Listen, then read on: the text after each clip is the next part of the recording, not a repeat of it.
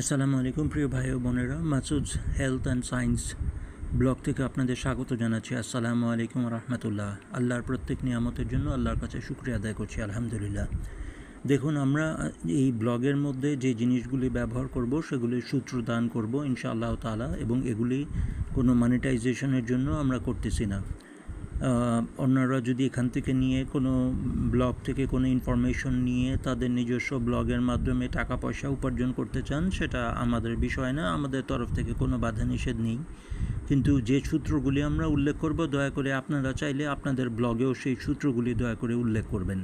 ঠিক আছে, এই জিনিসটা জরুরি, সূত্র উল্লেখ করা জরুরি। অন্যের কষ্টার্জিত রিসার্চের খবর যখন আমরা মানুষকে জানাবো, তখন অন্যের কষ্টের মূল্য দেওয়া আমাদের উচিত।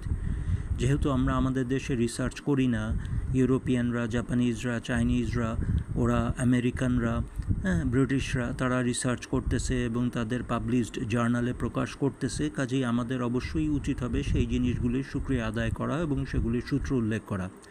দ্বিতীয়ত যে জিনিসটি বলতে চাই সেটা হচ্ছে মাসুদস হেলথ অ্যান্ড সায়েন্স যে ব্লগ বা ইউটিউব শর্ট আমরা তৈরি করতে যাচ্ছি, এটার উদ্দেশ্য কোনো রোগ নির্ণয় না।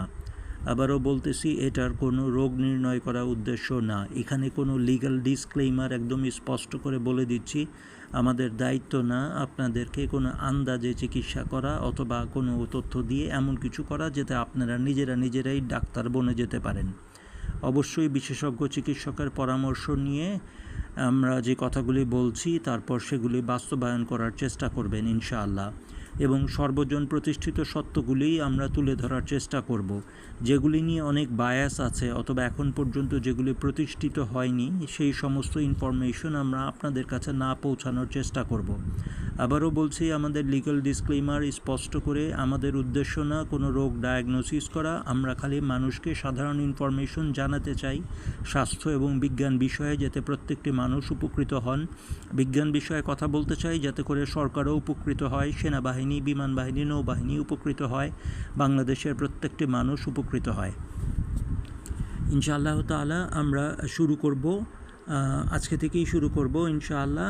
আর যে জিনিসটার কথা আপনাদেরকে আবারও বলতেছি, আমাদের উদ্দেশ্য না কোনো টাকা পয়সা কামাই করা বা রোজগার করা। আমাদের উদ্দেশ্য মানুষের মধ্যে ইনফরমেশনটুকু ছড়িয়ে দেওয়া যাতে করে সেটা মানুষের উপকারে আসে। এই পর্যন্তই আজকে।